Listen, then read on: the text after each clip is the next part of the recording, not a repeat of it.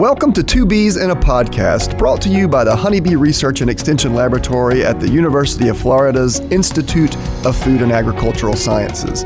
It is our goal to advance the understanding of honeybees and beekeeping, grow the beekeeping community, and improve the health of honeybees everywhere. In this podcast, you'll hear research updates, beekeeping management practices discussed, and advice on beekeeping from our resident experts, beekeepers, scientists, and other program guests. Join us for today's program, and thank you for listening to Two Bees in a Podcast. Hello, everyone. In this episode of Two Bees in a Podcast, we will be chatting with Dr. Tammy Potter, who is the Apiary Inspection Program leader in Kentucky. She'll be chatting with us about women in beekeeping and in some of the other programs in which she's involved. We'll follow that discussion with Dr. Potter with a discussion with Dr. Jennifer Tsuruda, who's from the University of Tennessee. She's going to be talking about her experiences as an extension specialist in Tennessee. And of course, we're going to finish today's podcast with a question and answer section all about honeybees, where I try to answer the questions that you asked us about your beekeeping issues.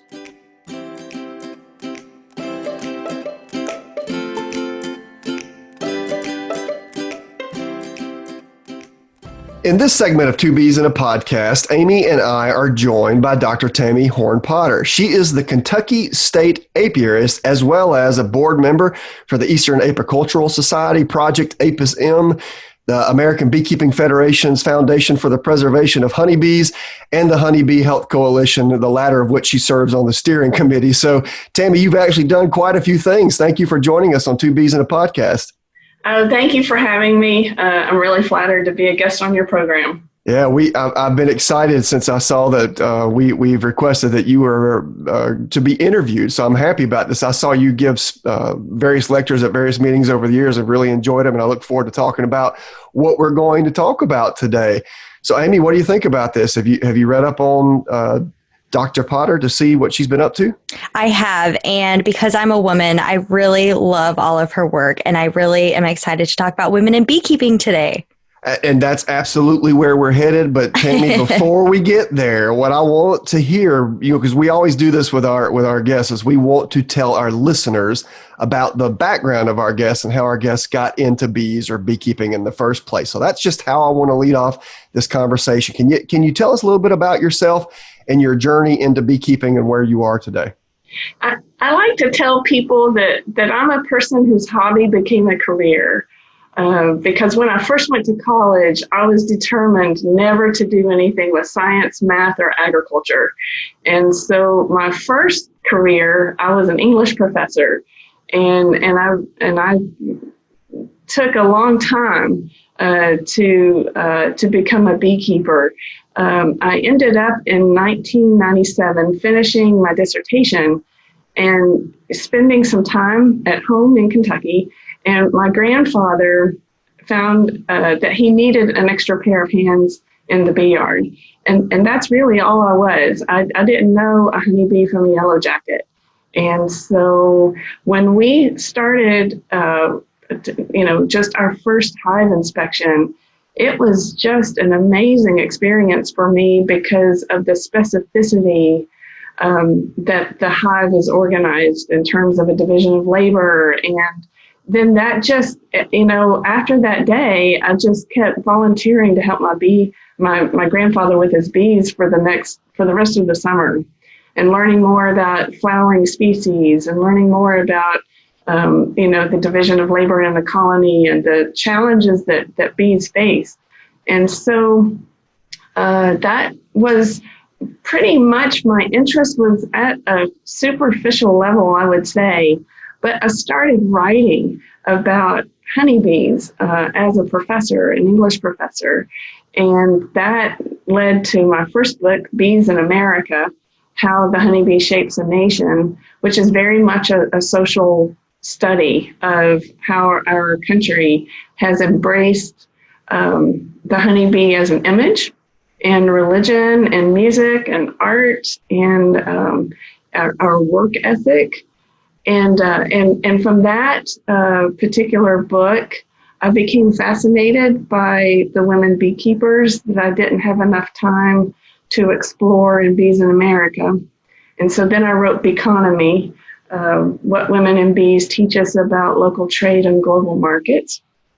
And that book, I wanted to go around the world and see how women in different environments take care of bees, look at the hive structure and architecture, learn the plants. And I really also wanted to focus on queen production because it seemed to me like the queen production industry tends to get overlooked. And so that book is really focused on that aspect. And then finally, I've had a dog-legged career, I like to say. I started working with coal companies in 2008 to develop habitat on surface mine sites in eastern Kentucky. And so that led to the third book, Flower Power, Establishing Pollinator Habitat.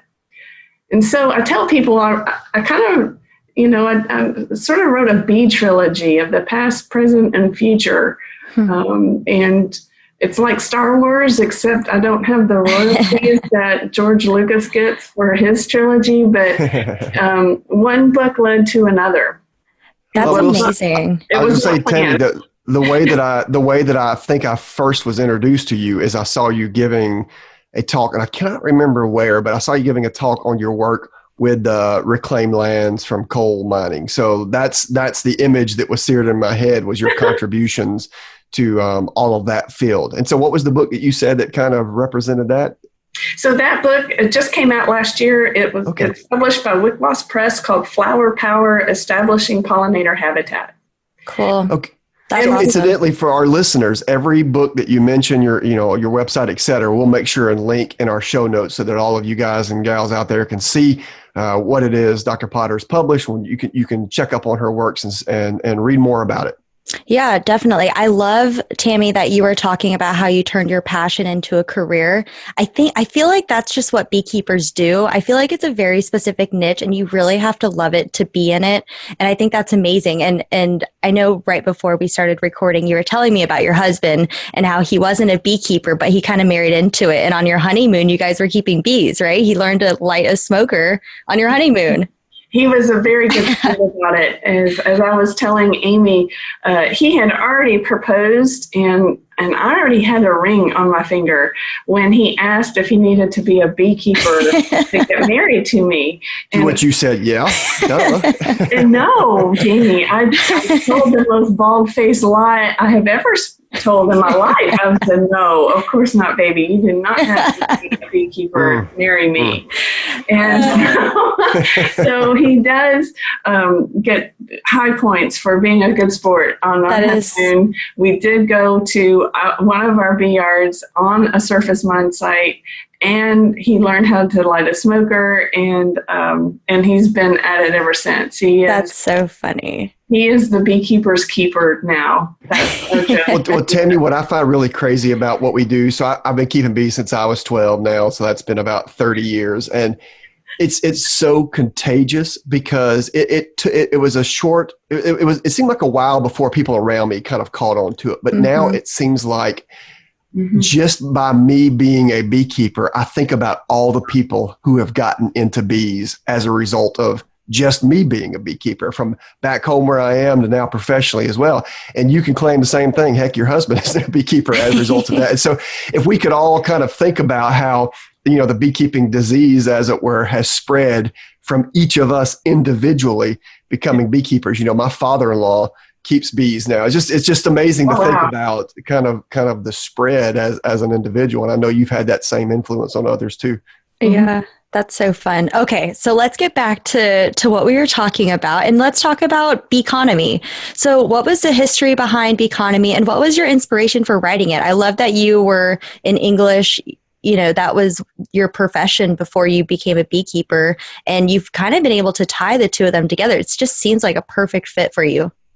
So with Beeconomy, I wanted to maybe put some distance between the issue of women's rights, which for many of us is a civil rights issue, and focus it on the issue of women from an economic standpoint.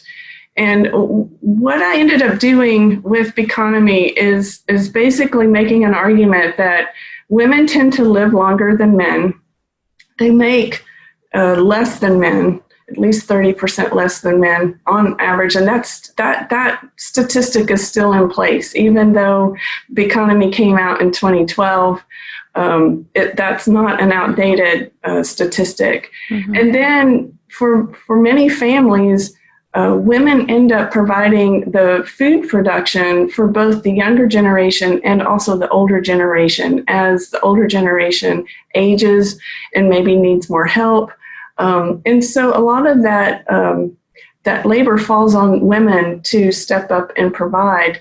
And my argument is that in centuries past, women have been able to become beekeepers and use beekeeping to supplement the family income by, either the sale of honey or beeswax or, those kind of value-added products that are associated with hives. And so from my standpoint, then when I first started Beeconomy, I struggled with the decision of whether to just base it on the United States or to approach it and include it a global discussion. And I decided very quickly, that I needed to just go ahead. The work would be the same. Yeah, I mean, Tammy, that's exactly what I was about to ask you. In bee culture, it says that, Beeconomy explores relationship between women and bees around the world. And it sounds like you're kind of heading in that direction. So please do tell us about that. So I decided that first step was to learn much more about queen production. So I interned for Big Island Queens back when it was owned by the Brashear family in 2006, and went to Africa to interview a beekeeper there who had kept bees for 40 years. And the conversation in Africa was worth the price of the plane ticket, which was not cheap. She taught me a lot about, the importance of smoking bees approximately 30 minutes before you go into them, how that's an important way to calm a hive. And I've never forgotten it.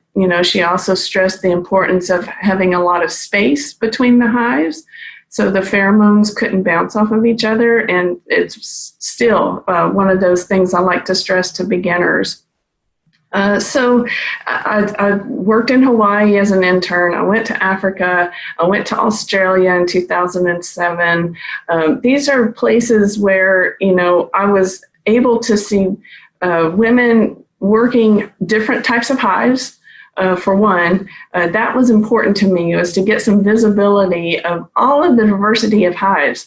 I just didn't want to talk about, movable frame hives, because in Africa, that technology is quite expensive.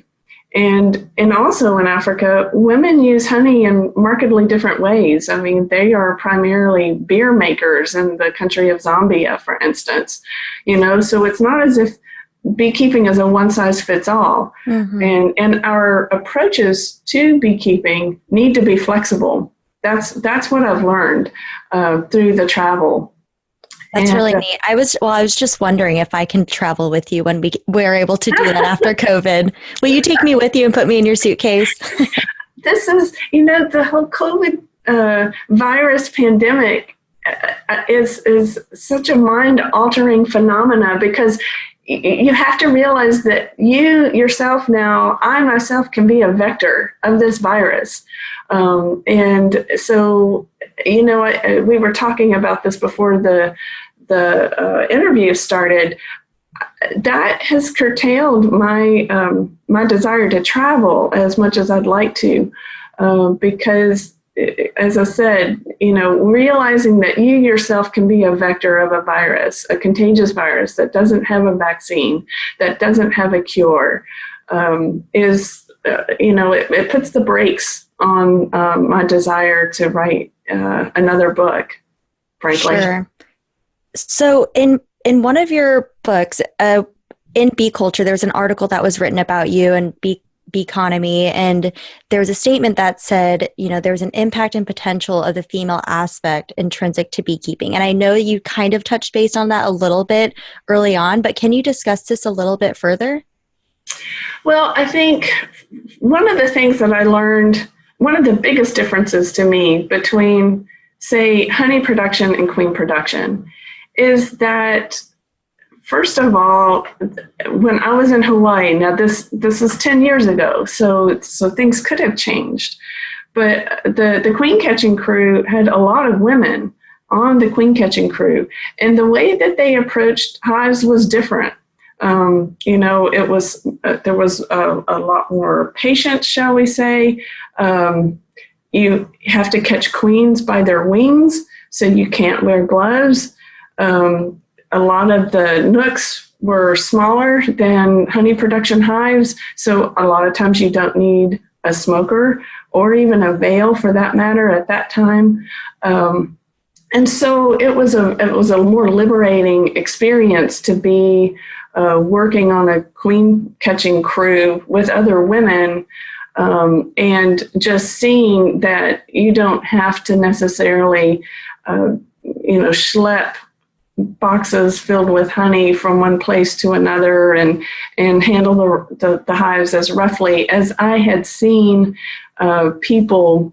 You'll get some beekeepers, first of all, they haven't been in the hives for a while, so there's a propolis envelope that they have to crack.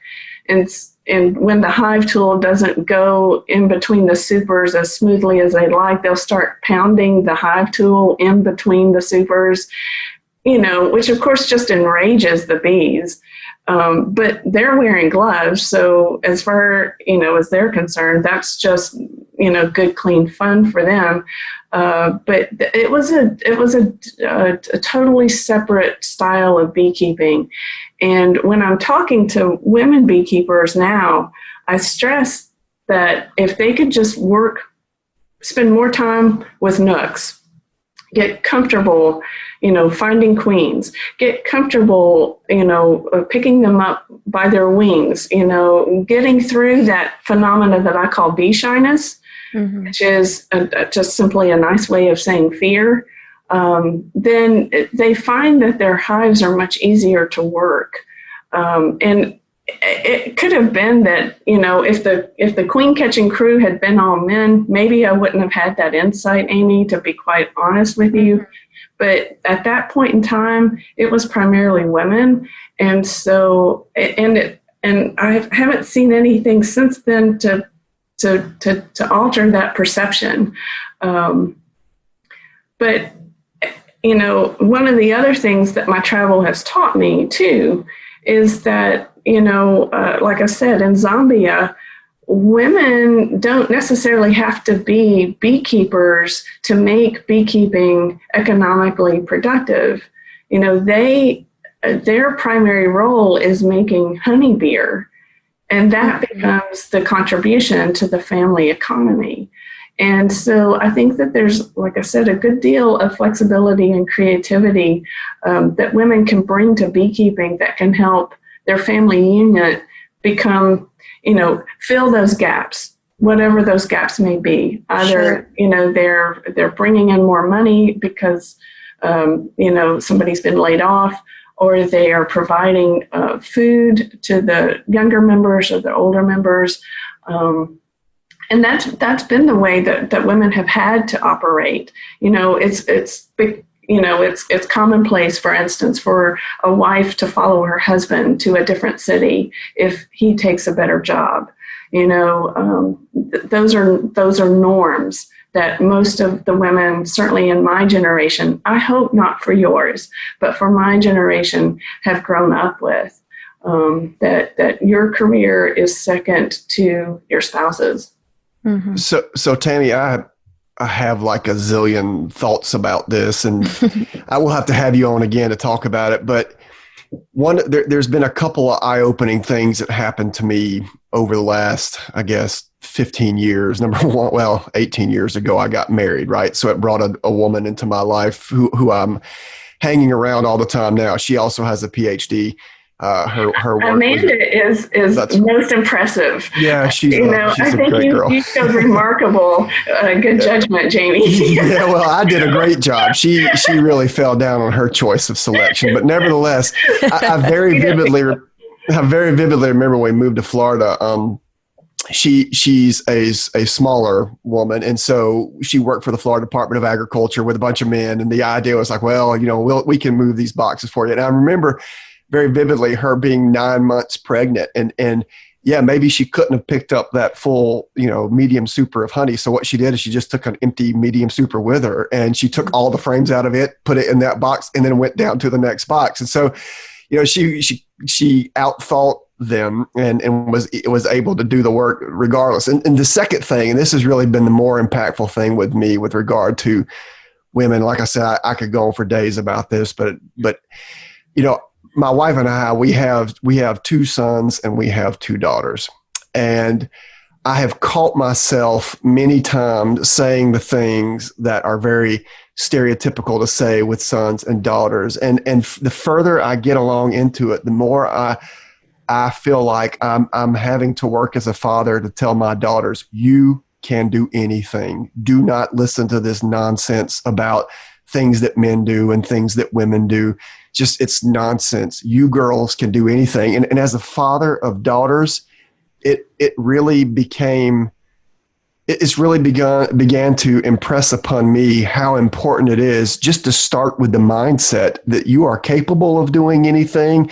You can be accomplished in the STEMs, the science, technology, engineering, mathematics. You can, whatever you want to do, you are able to do. And it's funny because these are things that weren't on my mind before I started raising daughters. And I feel like it's sad that I have to tell them that, because I feel like maybe society may not share that. You mentioned the 30% pay raise. It would bother me if my son and my daughter have exactly the same job, but my son makes 30% more, right? It would bother me. Mm-hmm.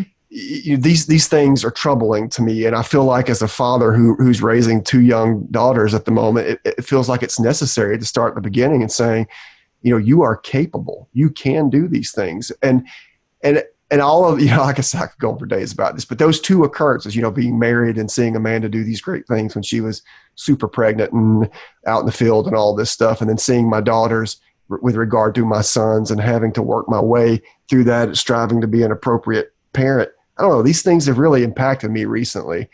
And so I think the work that you're doing is kind of important in that regard. So with that monologue myself, I want to ask you, what suggestions, recommendations do you have for female professionals in general, but females in beekeeping specifically? Well, one of the things I stress in my talks is that, I had started one career defined by what I didn't want to do. I didn't want to do math. I didn't want to do science. I didn't want to do agriculture. And I didn't have a hierarchy. I hated all 3 of them. Now I do math, science, and agriculture every day, and I love it. I just love what I do. And I love what I do because in some ways, my career is a compilation of both the practical aspects of beekeeping, and then also, working with the state to try to create more economic opportunities for beekeepers in our state. So I'm constantly writing grants. We've been able to get like 5 grants while I've been the state apiarist, possibly 6, and so that requires skills, and writing skills, math skills, all of those kinds of reporting skills, all of those things that you're well aware of, because of, I'm in awe of your new lab, by the way. But these are, no skill goes unused, in my world anyway. I have to use them all.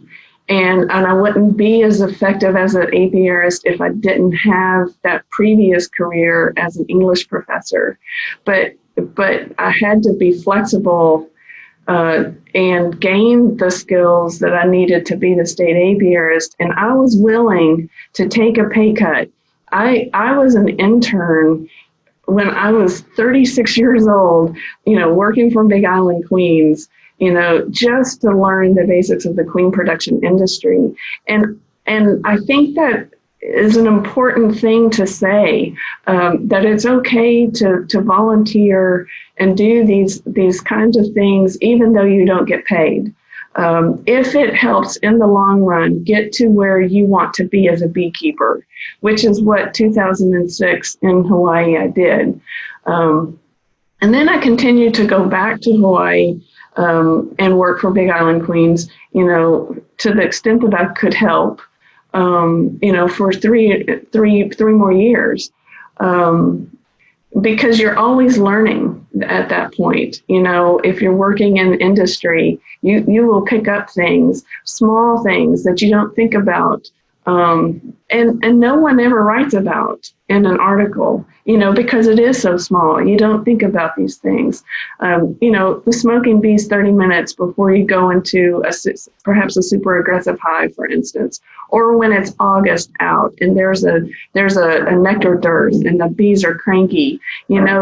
Smoking bees approximately 30 minutes before you go into those hives is an enormous game changer. If you as a beekeeper understand what's going on. I think I'm drifting into monologue mode here, but so cut me off. No, that's perfectly okay. I just wonder, I just listening to you talk, I wonder, what are some, what is a list of recommendations you have for females getting into beekeeping? I look and, I just look at it and I'm so encouraged and excited when we have our bee colleges as an example that Amy, I don't know if you have the official statistics, but wouldn't you guess, Amy, that about half of our attendees are female? Mm-hmm. We've got a good 50-50 ratio, I would say. Yeah. And then I look at our lab for graduate students. I look at other labs for graduate students around the country. It feels like there's a lot of females getting into bee research and bee science. I look at a lot of the recent hires in the last decade around the country for professorships, and there's a lot of females getting into those positions. So I'm wondering, what specific recommendations do you have for women who just want to keep bees? And I would go one step further, Jamie. What I'm seeing too in the industry is that more women are taking leadership roles. Absolutely. The data company here in Frankfurt has just hired its first female manager. Joan Gunter is the first female president of the American Beekeeping Federation. Yep, you're right. Good points. So I see it as a slow changing of the guard, if you will. But the first and foremost, the most important thing that women have to do, in my opinion, in addition to the normal, and this goes for both men and women. I mean, if they're thinking about having a hive and they don't have any experience being a beekeeper, they have to get that year of going to bee associations under their belt.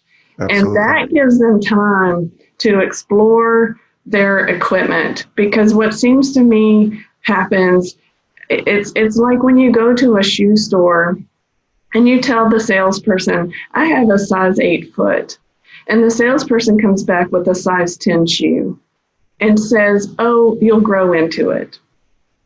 Oh, just wear more socks. Oh, I'll give you 10% off. So the customer goes ahead, buys those shoes that will not fit his or her feet. Those shoes sit in the closet for 5 or 6 months. Inevitably, they get given to Goodwill, and the desire then on the customer's part is lost.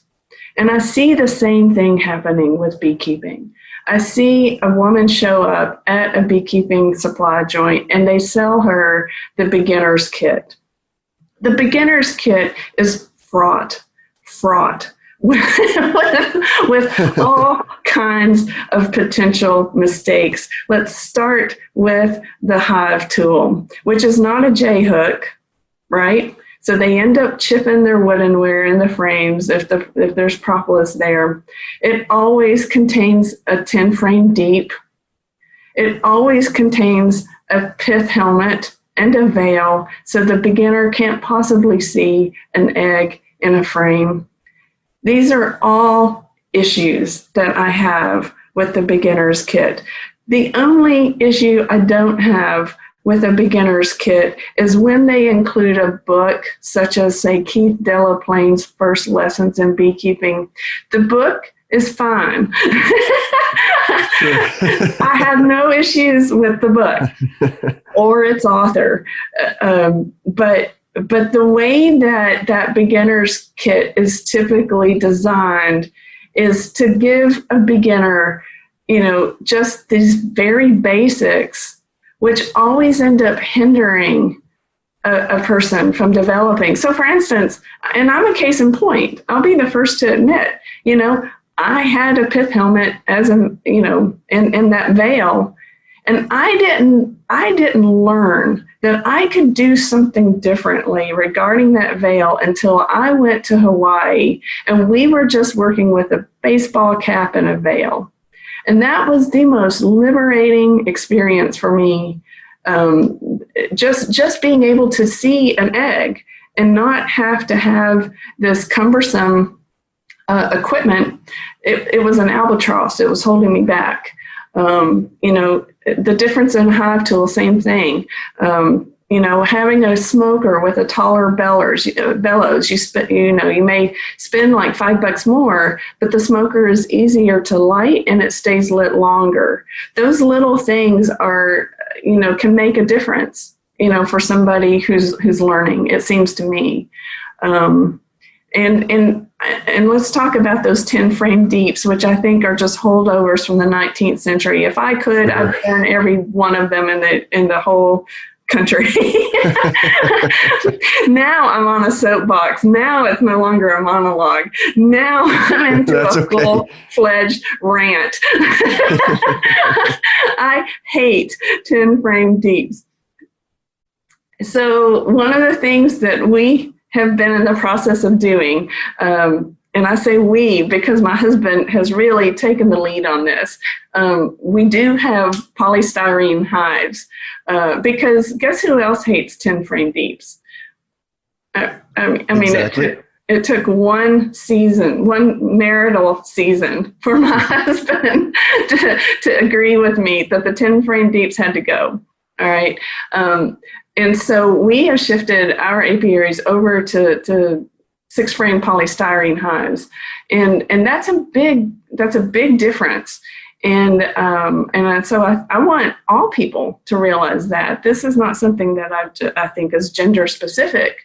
I think we do beginners no favors by making them either fear bees, because by July they go into a 10 frame deep and it's just boiling over with bees, and the equipment is heavy. They're having to pick up 100 pounds or so. We don't do our industry any favors by turning those beginners off. And so, regardless of whether that beginner is a male or a female, there are different types of equipment, certainly much more so than existed when I was helping my grandfather. And do you know, it's taken 20 years for us to get rid of the 10 frame equipment off of our farm, because a lot of schools, end up donating their 10 frame hives to us when they realize nobody wants to take care of them. So we have a whole apiary that we call the orphanage that happens because people buy equipment that they're not suited for. Yeah, I think that's key. My father-in-law sells beekeeping equipment, and he mentions that he sells quite a lot of 8 frame equipment, which is still kind of big and heavy, but nevertheless, it feels like a noticeable trend in that direction. People can pick it up easier. People can move it easier. A lot of people have migrated away from deeps altogether and might use mediums exclusively as an example. So yeah, this is all good advice. So I really, appreciate everything that you shared. I feel like we could go on for days talking about this. We're going to have you back on a future episode if that's okay with you. Oh, I would love to. Like I said, I'm delighted and flattered to be invited to be on this this podcast, and I hope you know how much everyone I talk to mentions it, and they really do value what you're doing. That's our only goal with it was to help beekeepers be better beekeepers. That's And you're so doing that. we get no financial kickbacks from this. There's no sponsors of the program we're allowed to have. So we're really just doing this to get information out there. And Tammy, it's people like you who has information we want to share with others, because we feel that, every interview that we have, every time that we do something, people out there learn and change their beekeeping practices. And that's just what we want to see. Yeah. And Jamie, I also know, with COVID happening right now, Tammy was mentioning earlier about all the boards that she was on, all the organizations that she was involved in. And I was just wondering, Tammy, I know you wanted to share a little something with the audience about some of the funding and what's going on with some of the committees you're on. I don't think that it's any secret that the overall impact of this virus has been to have a drastic impact on the economy. And that trickles down to nonprofits too. I mean, all of the nonprofits are struggling for donations. Giving is, 50% off. That's to be expected when you have the amount of people that we have in our country that have been laid off. That's, we're going to get through this, and it's not going to last forever. But I do like to just mention that, if you happen to have an extra $20 or $50 or what have you, it would help the nonprofits that I work on and others work on. I mean, these are a lot of volunteers are on these boards. It would help us if, provide scholarships to young people. It would help us provide resources. I mentioned that I'm on the Honeybee Health Coalition, and we do try to make resources available to the beekeeping community for free. And so any donation at this point in time would help any of the nonprofits that are out there, not just the ones that I'm serving as a board member for, but others as well. Yeah, that's a good point. Especially Honeybee Health Coalition, they're one of my favorites. I'm like always talking about them and their Varroa management guide and things like that. So that's great. I appreciate the work that you do. So Tammy, thank you so much for joining us today on our podcast. We've really enjoyed having you. I'm delighted to be here. Thank you so much. Absolutely. Everybody, you've been listening to Dr. Tammy Potter. She's the Kentucky State Apiarist and also board member of the Eastern Apiculture Society, Project Apis M, the Foundation for the Preservation of Honeybees, as well as the Honeybee Health Coalition. She's been a great advocate for women in beekeeping, and all of the things that she mentioned today, we'll make sure and link in our show notes that you can read more about her and her efforts to move beekeeping forward. So thank you guys for joining us on this segment of Two Bees in a Podcast.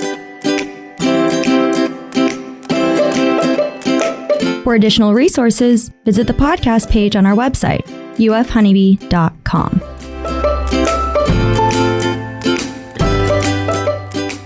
So Amy, in the past on Two Bees in a Podcast, we've spent a lot of time talking about extension, about what it is, about what extension specialists do. And I think we're going to be able to dive back into that some today. This should make you happy since you're 100% extension. I love extension. It's my favorite thing in the whole world. Well, before we begin this interview, I'm curious, do you have a one sentence definition for extension for our listeners? Let's see. Oh man, my elevator speech for extension. We're basically just people helping people, and we're disseminating research. We're sharing the research from the universities to the general public. That's right. Well, that's pretty good. It's not bad. Thank you.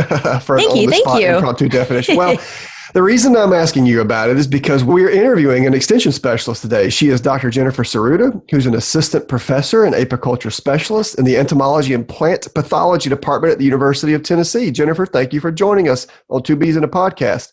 Thank you for inviting me. I'm happy to be here. Well, we're going to talk to you a lot about what you do at the University of Tennessee and what it means to be an extension specialist, et cetera. But before we get there, our listeners like to know how the interviewees that we have get into bees. So that's my question. Tell us a little bit about yourself, how you got into beekeeping, and what ultimately took you to the University of Tennessee. Well, I have one of these interesting backgrounds where I never would have thought I would get into bees or beekeeping. I don't come from a family of beekeepers. My dad is a retired veterinarian, small animal veterinarian. But when I was growing up, my interactions with bees were when I would be out at recess, playing out in the field and making little daisy or clover, then we called them daisy chain bracelets, but they were clover bracelets, and getting stung by the bees as we collected the clover. And so I had a really negative relationship with those bees initially. And then when I went through school, I was interested in biology. And then I went to UC Davis for my undergraduate degrees. And they had a really interesting program there of animal biology that consisted of faculty, mentors from entomology, nematology, wildlife, and animal science. And so that was one of the 2 majors on campus that required a senior thesis. I thought, gosh, what am I doing? Why am I picking one of the hardest, or the one that had the most requirements? And it ended up being fantastic. Most of the other students were working in more animal science areas and working with horses and large animals. But I didn't know at the time what an impact it would have been for me to be there and to work with Robert Page, who's now he's now a retired provost from Arizona State University, and one of the leaders, in my mind, legends of beekeeping and bee research. And so that was a great opportunity for me. I started as an undergraduate just working in the lab, and then I stayed in there after I finished my senior thesis and worked in the lab as a technician. And then I thought, well, this is, I really enjoy this. Can I make a career out of this? And I stayed on to do my master's and my PhD with him. And then from there, I went to Greg Hunt's lab, who's also a Robert Page alum at Purdue University. He has since retired, which is awesome. Good for him. And I spent about 5 years there doing a really long, extended postdoc position where I learned about the genetic bases for behavioral resistance to varroa mites, which was a really awesome project that many institutions were working on together. And then from there, I went to Clemson University and was their apiculture specialist for about 5 years, working again with beekeepers and also other stakeholders that interact with bees. And then this opportunity opened up at the University of Tennessee for a faculty level 100% extension specialist position, which is pretty rare these days. And so it's been a great opportunity to work with the stakeholders as well as an academic department on both extension and research. So education at its finest. So Jennifer, that's a really cool pedigree. I've never had the privilege of meeting Rob Page. He's one of those people that I've always wanted to meet, and just like what you said, one of the people that just everyone seems to know if you know anything about bee research. I don't think I was aware that you did your degrees there. That's pretty cool. Did you enjoy your time there? Oh, I love it. I mean, I loved it. I still think that's probably of it. She's not going to be like, no, I hated it. Yeah, it was the worst experience. He might not be listening to our podcast. I'm just guessing here, but yeah, that's cool. That's cool. And then you went on to Greg Hunt. I know you did that. I had met Greg a number of times, so that's cool. And you're at Clemson now at Tennessee. That's neat. Yeah, and I think awesome. One of the really valuable things in my upbringing as a bee researcher is how all of these individuals, these mentors and advisors, I'm so thankful and grateful to them because they really help shape my way of thinking as a scientist. And it's really hard, as I'm finding out in extension, to influence the way people think. And so they've really reared me well. Oh, really? You can tell someone everything. Do tell. But to get them to actually, to change behavior is a whole different level of impact. And so looking back, I can see what great educators and teachers they were because it brought me to where I am today. That's so funny. That's something I should have put into my elevator speech is trying to change behavior. And even though it's like banging, it is too late. You're right. But I'm Jennifer nailed it. You just screwed up. That's all. You can just edit it out and then record yourself saying it. Exactly. We could just edit Amy out at this point. Story of my life. Thanks a lot, guys. Gee, thank you. Okay, let's get back to what we were talking about. We actually interviewed Malcolm Sanford, who was in Jamie's position before Jamie was in his position, his predecessor. And he was, I guess the last person that had 100% extension and was talking about how it's very unique to be, 100% extension these days at a university. So I think that's really awesome. It's very cool. It is really great. And a lot of it has to do with this wonderful group of really passionate beekeepers. And it's a growing area. And so they need a lot of assistance, and they're really interested in having more research and opportunities. And I think it's a great time to be in beekeeping and bee research right now. Yeah, absolutely. So I know that during COVID, since COVID has started, the extension world hasn't really slowed down much at all. We are still releasing content. We're still writing research updates. We are still active on social media, and we're still trying to communicate. We're just having to be kind of creative, I guess, with some of the programs that we have. So can you talk a little bit about how COVID has impacted your programs and maybe some of the beekeepers in your area? Sure. And you've hit the nail on the head. I mean, I've been busier than ever. It's just in a slightly different way than I would have been if it had been a normal year. So we do have limitations, obviously, on gatherings. And so we aren't having like our master beekeeping classes, which are in person across the state. We have limited opportunities for research and hiring. So there's a big impact there. And that's happening everywhere. It's not just at my university. So it's changing the way we're doing things. But I think you also highlighted the importance of the silver lining. If we're ever looking for a silver lining, it's that now we're allowed to kind of explore some other creative avenues. And so things that we may not have been willing to try before under the normal circumstances. And so now we're forced a little bit into new opportunities and adopting technology. So, doing these podcasts, and Dr. Ellis and I work on this stay-at-home beekeeping webinar. There are a lot of opportunities for us to interact with stakeholders beyond what we have traditionally done. Yeah. So I think it's been great. And it also, I think having this challenge allows us to improve ourselves. It's an opportunity for us to, literally think outside the box or think outside the hive a little bit. So it's great. One thing, though, I do have to think about more often now is the need to mention regional and national differences. So, typically when you're doing a class here, you're talking within this region, but this state itself has a lot of variation with it. But with the stay-at-home beekeeping series, we have people from all over the world joining in. People love it. Yeah, and we have people from the southern hemisphere, and so that thinking that they're going into the opposite seasons as us. That's a real shift in thinking for us. But it's a great opportunity for everyone to be better beekeepers right now too, because we do have more opportunities to be closer with our bees.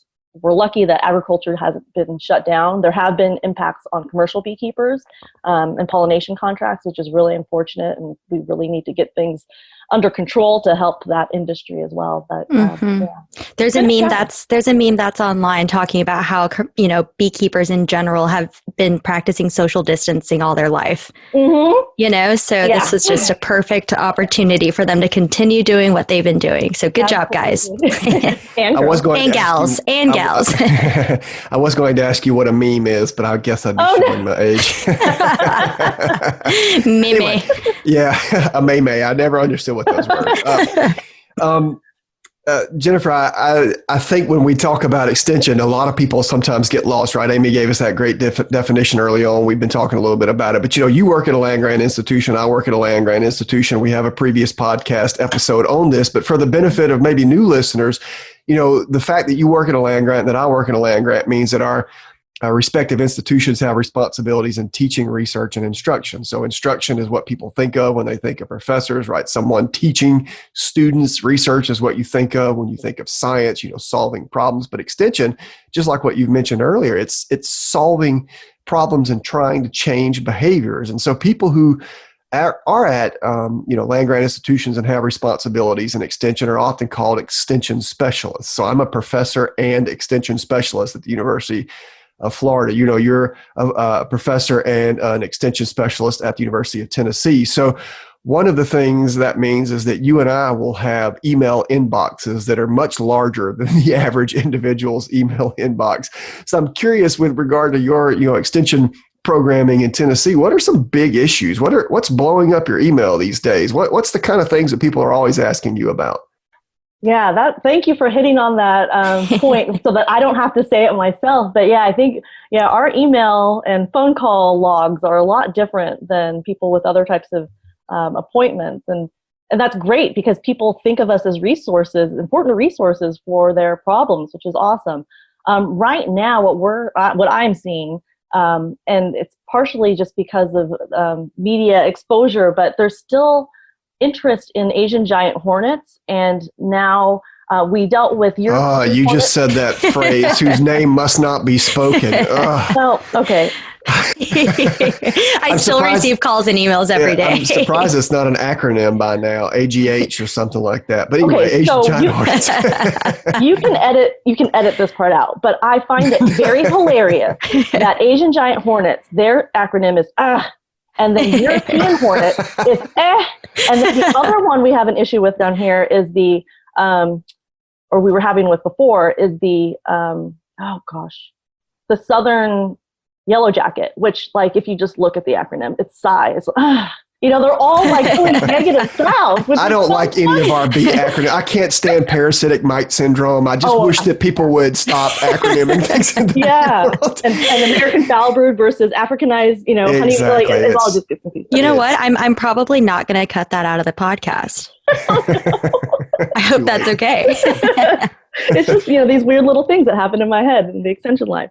But okay, getting back to it. But now we have this new insect that's not new, but we have an emerging insect for this time of year, which we expected, that is now showing up, at least in Tennessee right now, is the cicada killer. And again, a very large stinging insect with somewhat of similar markings to a non-entomologist. They may look very similar. And so we're having to do a lot of identification there. And this is one of the other facets of extension, is that we have extension agents in every single county across the state. Mm-hmm. And so we're trying to rebuild those connections and make sure that people understand that they can go to their county extension office for identification purposes. So you can email them photos, and we have, if they can't identify it, we have a distance diagnostics program where those photos can get submitted, and then an entomologist can look at the photos and do the identification for them. So that helps with dispersing some of the emails and calls, but also builds that local bond there, which I think is really important for us to foster. Awesome. So, this is kind of a side story. I saw my first cicada killer yesterday, like live one, actually carrying a cicada up a tree. And it kind of freaked me out when I saw it. And then I was just fascinated, and I just kept watching it. I could not believe how strong they look, while they're pulling the cicadas up. But that was pretty intense. That was my fun side story for what I saw yesterday. I'm really excited because next year we're expecting our 17-year periodic cicadas to have a bit of, like, I forget what brood year it is. There should be high numbers of them next year emerging. So I'm wondering if we're going to have a bunch of really happy cicada killers out there. Probably. So speaking about Tennessee, I've heard that you guys had some high loss rates in recent years, as far as honeybee colonies go. Now that you've been there, year and a half or two, do you have any ideas of what's going on with the high loss rates? Do you think that this is just specific to Tennessee, or do you think that this is specific to, the entire nation? That's a great question. So yeah, I've only been here, this is my second season here, but it's not too different from what I was, or this area in South Carolina where I was before this. We've had up to 70%, over 70% losses within the last 5 years, 2 out of the last 5 years or so. Over 70%? Yeah. Wow. Well, and obviously that's not sustainable, and that has a huge economic impact. That's one great thing about starting out here is, just by chance those numbers should go down. So I'm hoping I can make an impact here. But one thing I've noticed in the last year and a half, it is still a little bit early to make a big statement, but I do see issues with varroa management. And I think that is true to all across the nation and probably a little bit internationally as well. And so I think we have a little bit of a conflict and a challenge of having a lot of new beekeepers start out, and there's this learning curve. And so getting them up to date with varroa monitoring and treatments, it's tough when you're a beginning beekeeper to know all of the resources and best management practices. And so that's where our master beekeeping classes come in, and making sure that they have that science and research-based information to make the best decisions to be successful as beekeepers. So, I know everyone gets tired of hearing about varroa, but I always say, if you want me to stop talking about varroa, let's get it under control, and then we can move on to some better things. That's fair. Yeah. So you and I have shared the stage on this stay-at-home beekeeping series. It's been run out of, Auburn University, Jeff Williams and others there, really good program. And while you were on that, you mentioned that you were recording presentations for virtual field days. So how's that been working? And how are you handling recording those demonstrations? It's been interesting. So I'm going to age myself a little bit. I bought my first selfie stick, so that's been fun for recording out in the field a little bit, and having them. Jamie, do you know what that is? I do, and I've resisted ever even thinking about purchasing one. But so I'm sorry to hear that, Jennifer. But it is just nice to be able to have your phone further away from your face. I think that's the biggest benefit of it, is that it's not right up close against your face. But I think, again, it's allowing us to be a little bit more creative. We can share these presentations across the state, across the nation, across the world. So we have a broader audience again, and we can reach more than just the people who are willing to drive in for the day. It's also that people can enjoy these presentations and educational talks from the comforts of their home rather than being out in this hot and humid weather right now. And it's also great because we have the opportunity to show the progression of a field. And so I'm usually talking about pollinator plots or supporting pollinators out in the landscape. And so I can show videos and photos of those plots over time rather than just, okay, we're here right now, and I can describe what it looked like 2 months ago. So really being able to show them how these plots progress has been, I think, in my mind, really beneficial, because we want people to understand that they should be changing over time and they should have a lot of diversity as well. But we want to make sure that those bees and other pollinators and beneficial insects are being supported throughout as much of the warm season as possible. And so we're trying to promote a diversity of bees and beneficial insects, but also this silver lining of being able to use this technology and use more video, I think, than just standing out in the field and everyone kind of awkwardly looking around. So it's been great. I think it's great. It's definitely a challenge because I'm not used to recording my own videos of myself. I'm used to recording other things and sharing that. But it has been a nice opportunity to collaborate with other people as well, including some of the horticulture faculty and extension agents. So it's been, I think, positive. It's an opportunity, and hopefully these will be changes that some of these we may choose to keep going on with programming in future years, assuming that we get a little bit more back into in-person programming later on. We can still adopt this technology to have speakers from other places. Yeah, great. Jennifer, it's funny you say that, because I was thinking about asking you the question, where do you think extension is heading? But you basically just answered it. I definitely see it going more virtual. You talk about videoing things and sharing those from the field. We've talked about the stay-at-home beekeeping series. Heck, my team's doing this podcast. Yeah. I mean, all these things that we're doing to try to reach people without necessarily having to be, face-to-face with them in a classroom setting or a field day setting. So, it's neat to see that, universities like the University of Tennessee and others are still investing in extension programs for bees, and not just bee research and bee instruction. It's great to know that there's people like yourself who are out there helping beekeepers and others address the issues that they have. And I think one of the other benefits that we don't oftentimes talk about is that we have more diversity in how we reach our audiences, because we know that people have different learning styles. And so now we're hitting them with many different facets of learning and education. And so I think we can have a really positive impact if we're trying all of these new in different ways and having kind of a portfolio of presentation styles. I agree completely. Jennifer, thank you so much. You've been great to have on Two Bees in a Podcast today. I really appreciate your time. Well, thank you. It's been wonderful, and we'll see you at the next stay-at-home beekeeping program. Absolutely. Guys, that was Dr. Jennifer Tsuruda, Assistant Professor and Apiculture Specialist from the Entomology and Plant Pathology Department at the University of Tennessee, discussing today what it means to be an extension specialist and some of the issues that we see our beekeepers facing. Thanks again, Jennifer. Thank you.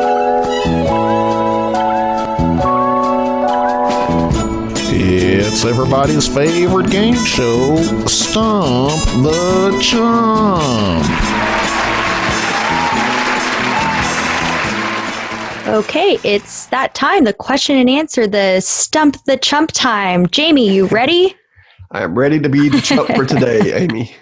All right. And every day, right? And every day, every second of every day. Great. So we have a ton of questions from our listeners, and we'll just go through a couple of them today. So when moving the hives, is it true that you need to move them 2 feet a day or 2 miles away, 2 inches, 2 feet?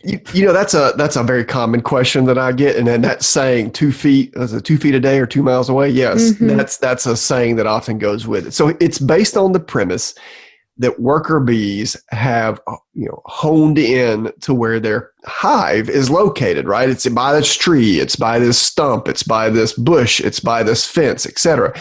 And so if you move that specific colony 15 feet away, the worker bees, when they go out to forage from that colony, are going to go back to the original spot, not the new spot.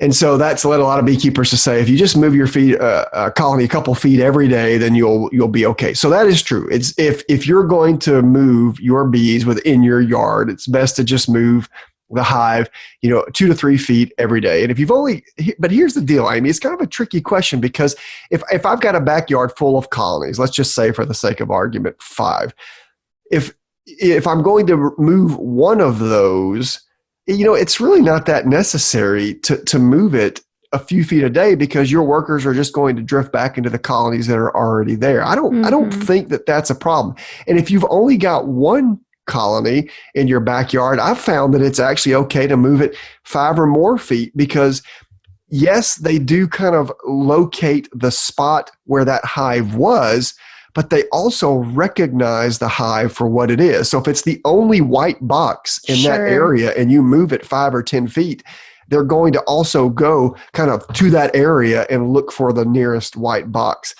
So I would argue that when I've moved hives, it's if I'm moving 5 or 10 feet and it's the only hive, then it's not really a problem. If I'm moving them across my yard, and I happen to have 7 acres, so across the yard could be, a couple hundred yards, I will typically move them away for a few days and then move them back. And that's usually the lesser of the two evils. So what do I mean by that? If I've got some beekeeper friends in the area, I'll ask them, hey, can I put my hive on yours in your yard for a week, and then I'll move them back. And that kind of goes to that 2 mile away thing. So, bees are pretty forgiving.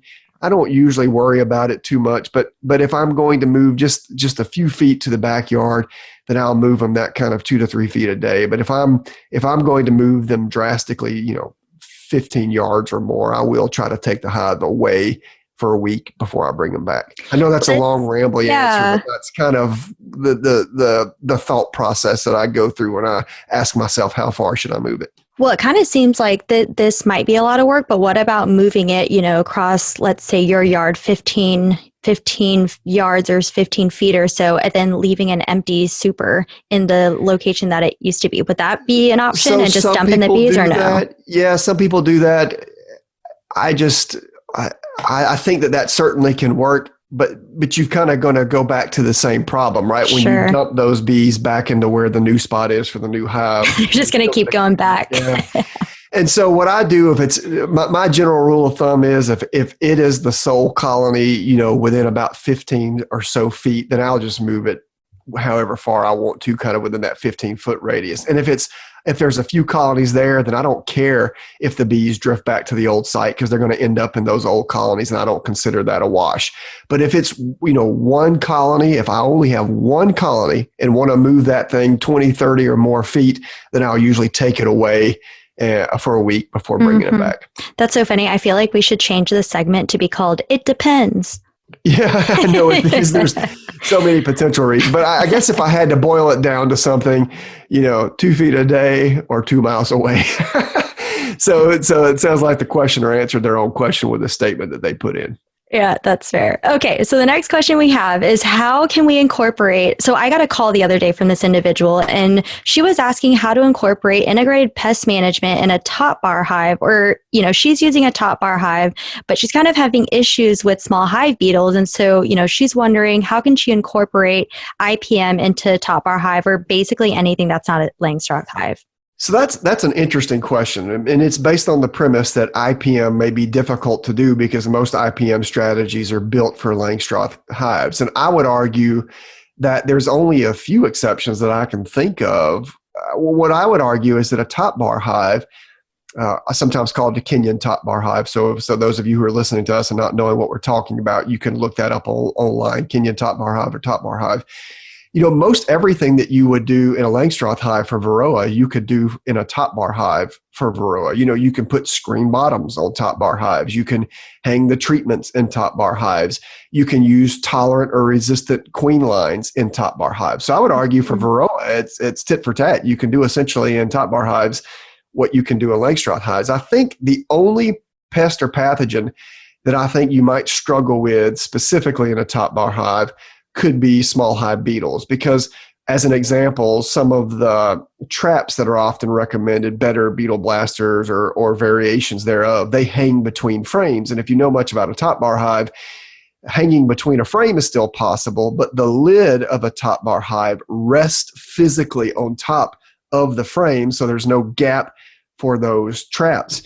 So I can see small hive beetles being an issue because it's very difficult to trap them. But I think if you take a frame out of a top bar hive, you can still put a lot of the standard beetle traps in place of a frame in a top bar hive to capture small hive beetles. Otherwise, you're just going to have to keep those top bar hives strong. For small hive beetles specifically, there's often a sliding wall you will put on the outermost edge of the cluster of the top bar hive. So you don't want to give the bees more space than they're able to protect. Sure. Making sure you have a good, strong hive, managing the other diseases and pests, and making sure that they're only given the space that they can protect will go a long way for beetles. Otherwise, you just do what you would normally do in a Langstroth hive. Yeah, that makes sense. So my third question is also about small hive beetles. And the question was, are there any essential oils that we should not be using in the hive, anything that would essentially attract small hive beetle but not be detrimental to bees? And this person had used bay oil. So that's an interesting question, because there's this huge grassroots movement to put essential oils in hives, and I don't really want to get into the therapeutic issues related to it or people who are using essential oils, but I will say that I have yet to see convincing research that any essential oil, aside those that are already approved for use in hive, confer any benefit at all. So what do I mean by already approved in hives? So thymol is already approved in hive, but not as a raw essential oil, but in products like Apiguard or Apilife Var. So my point to you is I wouldn't recommend putting essential oils in colonies outside of the registered products anyway. Sure. So because the research just hasn't supported their use. If it's not a registered product, there's no data support for the use of those products. So I would say something like bay oil, why use it in the first place? There's no documented benefit to honeybees. And I would argue that for any essential oil. There's a lot of people who like to use wintergreen or peppermint, but there's no documented benefit of these things to bees. So the questioner is kind of asking it from the perspective, if I put this stuff in there, is it going to attract small hive beetles? My counter is why put this stuff in there in the first place? Sure. Right. Sure.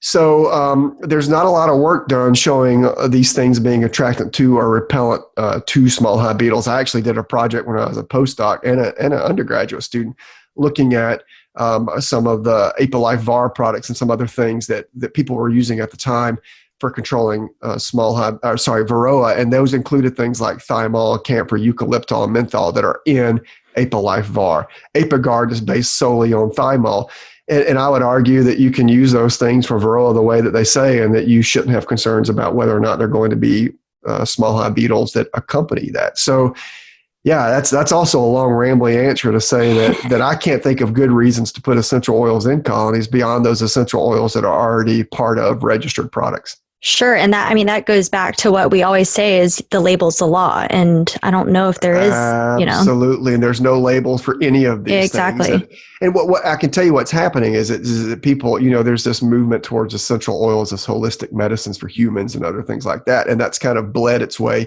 into bee colonies. The problem is there's just no data to support it beyond the data to support the registered products that already have these things in there. And I'm not aware of any of these essential oil-based registered products that are attractive to small hive beetles or amplify small hive beetle problems.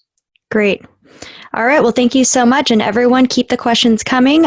We have lots of questions that we still, have to talk about. I feel like Jamie and I want to do more segments and longer Q&A segments, just as far as best management practices go.